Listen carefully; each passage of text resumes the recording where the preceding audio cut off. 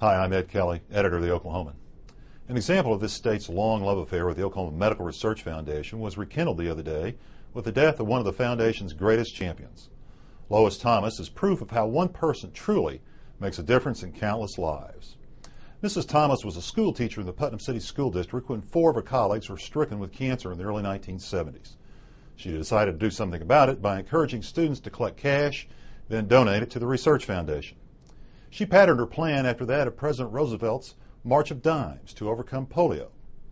When polio was conquered, I felt I was part of the solution, Mrs. Thomas said many years later. So I thought, let's do the same thing with cancer. She did just that. The fundraising endeavors at Putnam City Schools grew through the years. Since 1975, PC schools have donated $2.6 million to the foundation for cancer research and sophisticated equipment.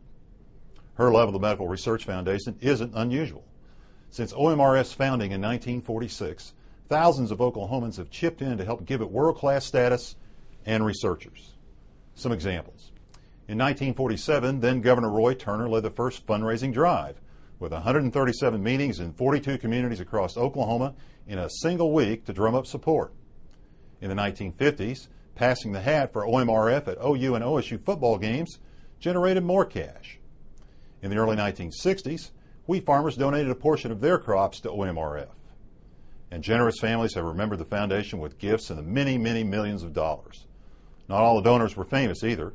One of my favorite stories came 2 years ago when a high school math teacher in Alva, Vera Mae Eversole, gave the foundation $1.5 million upon her death. Miss Eversole epitomizes the commitment from rural Oklahoma.